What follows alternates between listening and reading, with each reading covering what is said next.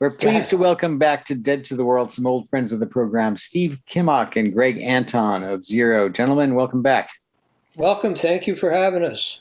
Hey, thanks a lot, Tim, for always supporting the music. Well, I've loved Zero for decades now. You guys have a gig coming up. Tell us about it. Go ahead, Greg. Well, normally I wouldn't, but for a smooth talker like you. Yeah, we got a couple of gigs at the Mystic Theater in Petaluma, California, October 23rd and 24th. We haven't played for a while. It's been kind of tough for a couple of years. Gigs being canceled and rescheduled. And now we're back playing in California with kind of a little bit of a new lineup that we're excited about. And here comes Zero. Right on. Tell us the lineup for this gig. Melvin Seals on organ, Steve on guitar, me on drums, Pete Sears on bass, Hadi El Sadoun on trumpet, and we have a new guy, Spencer Burrows, who's going to play piano and do some singing. How did you, Greg and Steve, get together and originally start playing and form a band? Oh, I got my story. I'd like to hear Steve's version. I guess we'll do an alphabetical order. We had a band called the Heart of Gold Band. And at this particular, we've had some shifting personnel, but at the time, it was Keith and Donna Godshow and myself and John Kahn on bass. We're looking for a guitar player. And we were at a rehearsal, and Steve showed up. I don't know how it came to that he showed up. That's the first time I met him, when he walked in the door that day.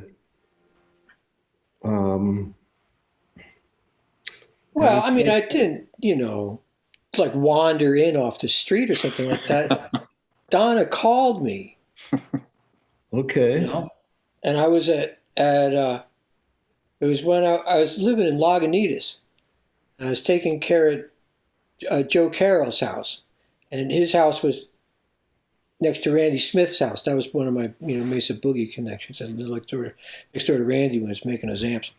Anyway, the phone rings at Joe's house, and I said, hello, I pick it up, and the lady on the other end says, is this Steve Kimock? And I said, yeah. She said, Steve Kimock, the guitar player?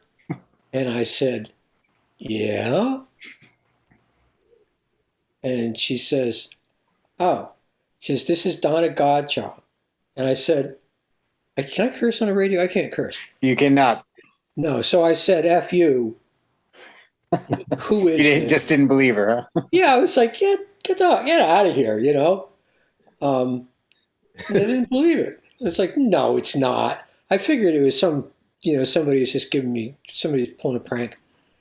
And then after a while, she convinced me. And said, will you come down and play? And I'm like, yeah, sure. And I don't know if that was the first time I went down, because maybe it was, because then she called again, picked up the phone and went, hello. She says, is this Steve Kimock? And I said, yeah, Steve Kimock, the guitar. She said, will you come back to rehearsal? And I went down there and I sat outside this warehouse or something like that for a couple of days, and nobody ever came out.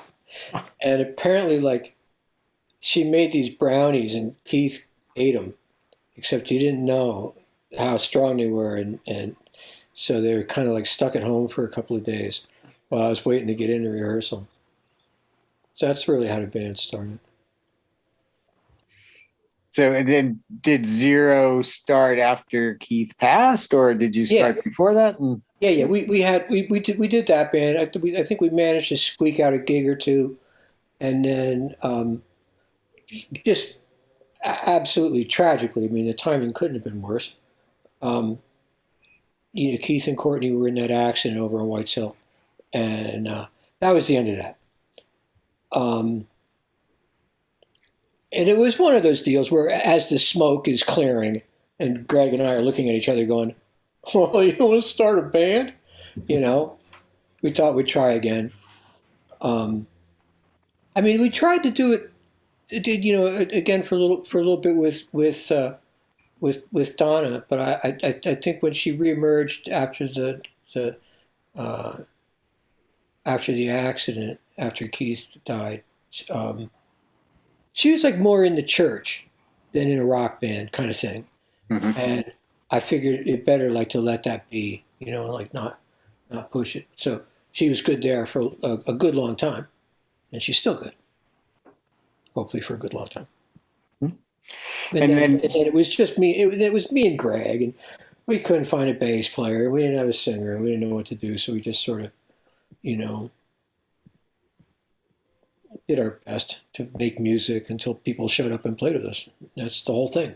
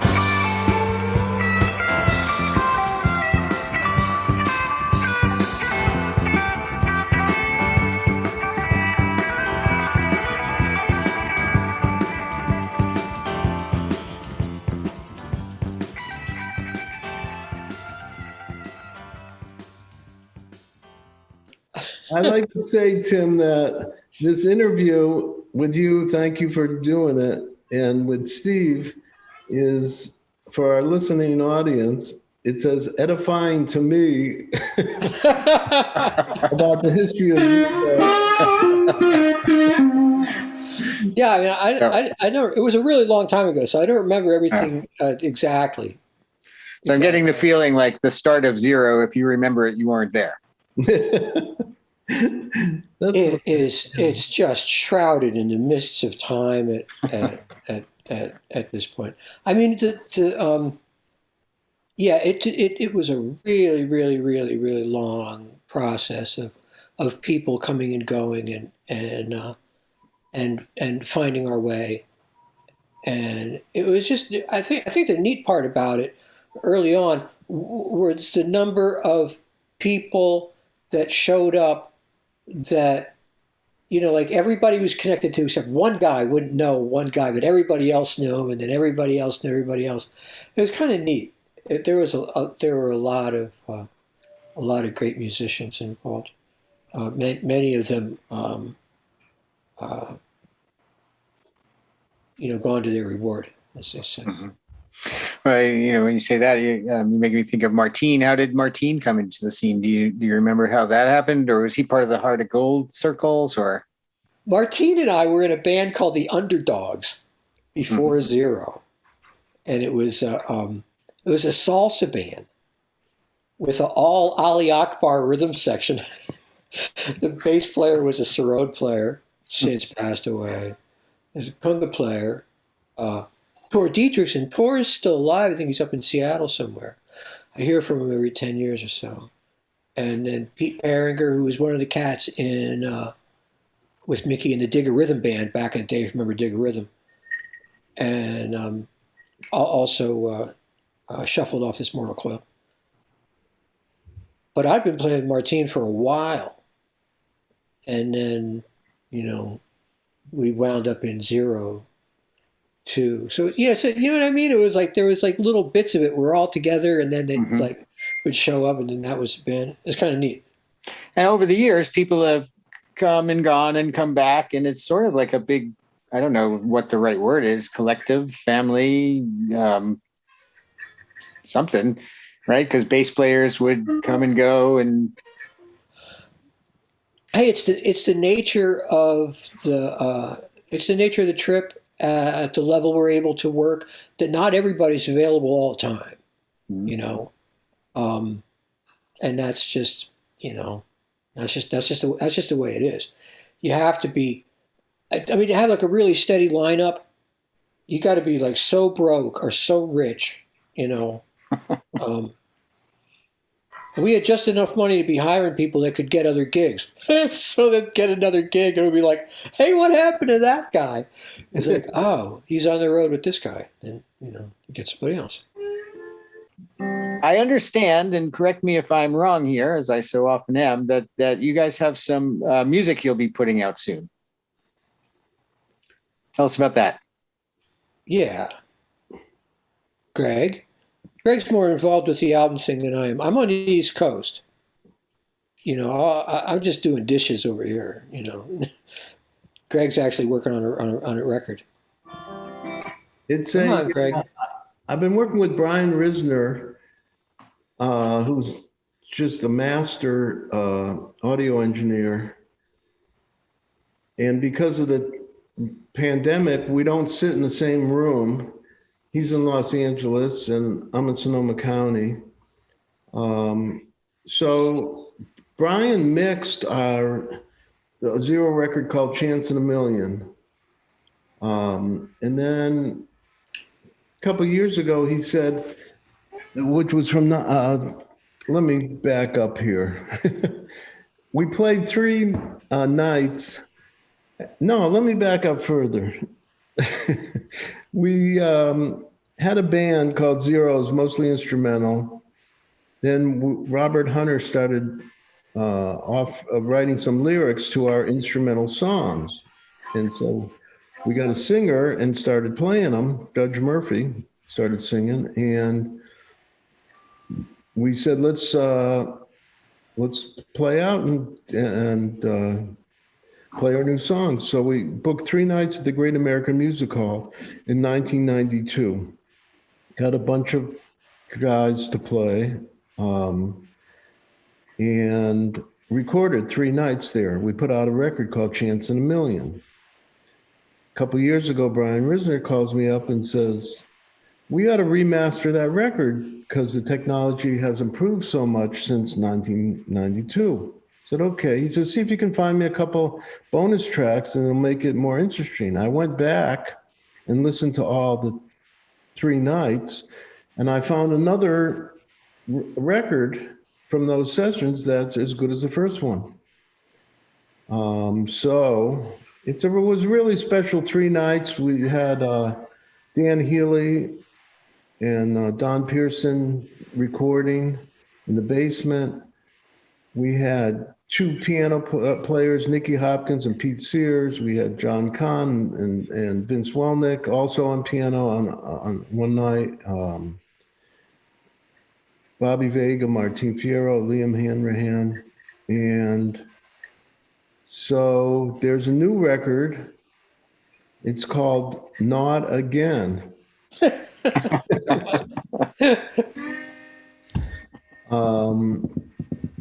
And we're just finishing up. I got the mastered audio about a half an hour ago from Brian Risner. Wow.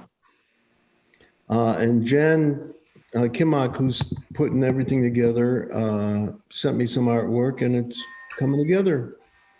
We'll have it out in a few months. I just want to say one thing about that first Chance in a Million record. Mm-hmm. Just because I'm sitting here with my Supro Ozark.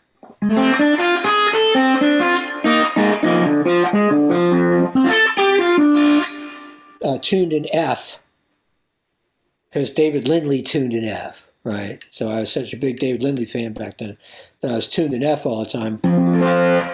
And I had, every other time we played this song, I played it in regular tuning on the Stratocaster. And we were at the music hall to record this record, and I had the Fender Mustang tuned to F for Roll Me Over. And I thought, I don't care that we're recording it. It's in front of an audience. I'm going to pick up this guitar that I never played it on, a tuning that I never played a song in that tuning that I never played before. So the version of Chance in a Million that's on that record is me playing Chance in a Million with the guitar tuned to F for the first time. I'd never played it before in that tuning. It totally worked. Good.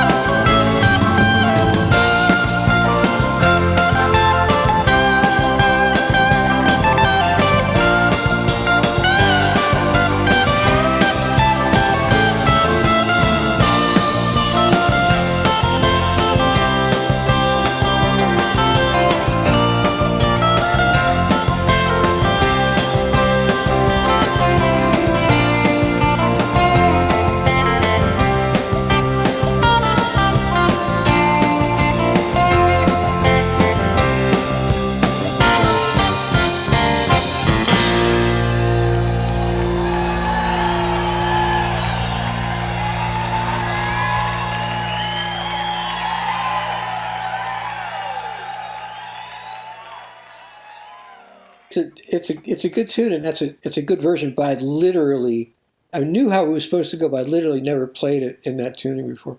Mhm. So that was how I just like. It's just another example of just the whole Zero trip was like that. You never knew what you were going to get out of anything or anybody. Martine, would get up there and play the most brilliant stuff on the saxophone, or he would just like kind of shake a stuffed toy at the microphone and smile at the audience for a couple of minutes. You just didn't know, and those were equally likely outcomes. That you'd record it and it would work in a tuning that you never played before, or you'd shake a toy instead of playing the saxophone or something.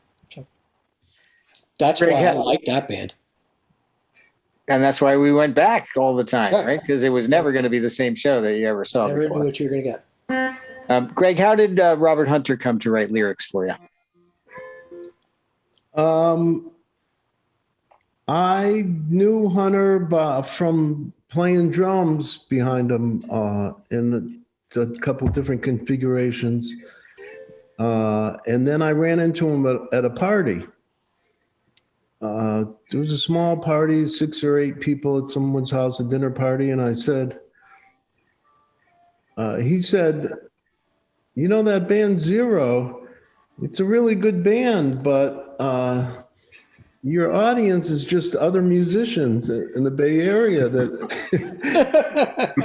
appreciate it, because you guys could get some songs and, take it out a little bit more. And I said, you got any? And he says, you got any? So I gave him some instrumental Zero stuff. He wrote lyrics to it. We got a singer, Judge Murphy. Martine got our singer, Judge Murphy. And the rest is history. As they say. I mean, we should tell some Martine stories, I guess. Yeah, that'd be great. And after you're done, I can say, shut up.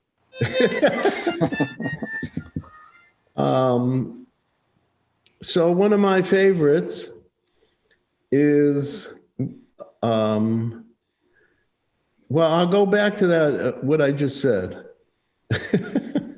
is so Hunter started giving us lyrics, and we started trying out singers for Zero.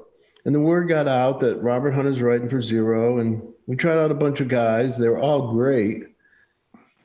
And Martin called me up one day and he said, I got this guy. He's got the pipes. You got to check him out. And I said, Martin, I'm just taking a break from the singer thing. Just give me a week or two and then we'll get back to it. But I just a little burnout on it. And he says, no, you got to hear this guy. He says, just give me a little break. Okay. So in Martin's way, he shows up in my place an hour later with Judge. Judge Murphy. And he says, come on, Greg, give him something. So I had just come from Hunter's house and he gave me this song and I'm looking at it and it's basically a one-word song called Catalina. And I go, and I couldn't figure it out how to make a song out of one word. So I handed it to Judge and I played the opening chords to the song on the piano. And he goes, Catalina. And I practically fell off my seat. And so he got the gig right then. And we worked with Judge for a bunch of years and he did a great job. How about you, Steve? What's your, what comes to mind when you think of favorite Martin stories? I was loading in. I was late. It was at the Wow Hall in Eugene, Oregon. I was late to the gig because I had a session. I'd already been up there for a couple of days working on somebody's record. And I come crashing in the side door and I see Martin from the stage. You could see into like the dressing room. And he was just standing there in profile, making it like, how you hitchhike with your thumb out? He had his thumb like that. And he was just kind of standing there, hunched over, bringing his thumb like up to his face and then putting it back down again and bringing his thumb like repeatedly. And I'm setting up and I'm working and he's still in there. And he's like hitting his head with his thumb and then hitting his chin with his thumb. Finally, it's been like an hour. I've had enough. I'm like, Martin, what are you doing? And he says, I'm trying to find my mouth. I was like, what? He says, I drank too much tea. He drank this really strong mushroom tea. And he wanted to play the saxophone, but he couldn't find his mouth.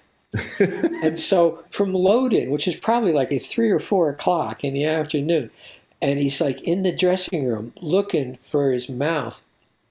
And we go, this is recorded on that live Zero record. It starts with I guess it's Tangled Hangers.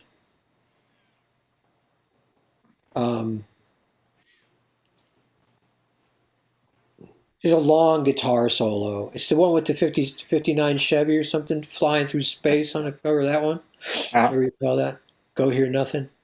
Go Hear. Yeah. Finally, Martin could kind of found his mouth, right?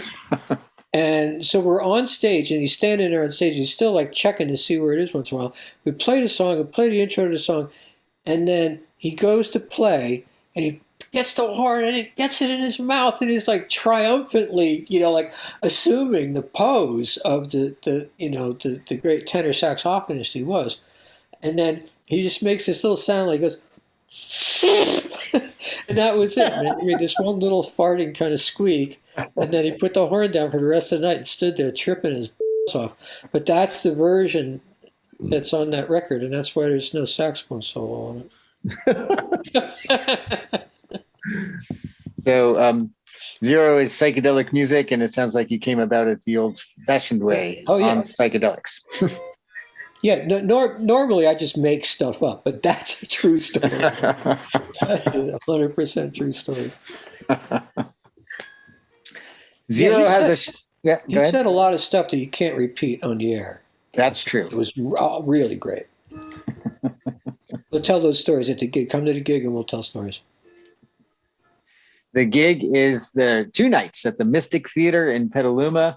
It is Zero with Melvin Seals and Pete Sears, and besides Greg Anton and Steve Kimock, Hadi Al Sadoun, and who's your singer again? Remind me.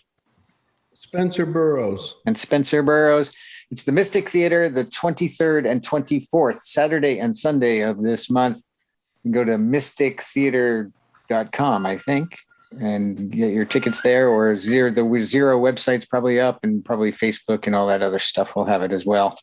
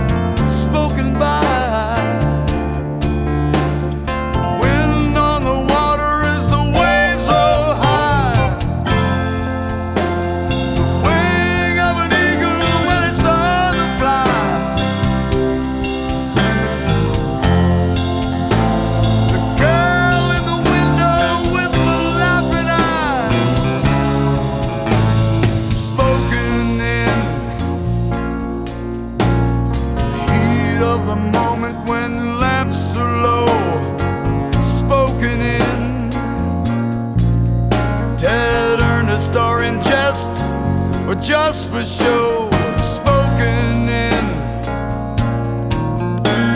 a lingo of the heart only lovers know. Spoken in drops of blood that trickle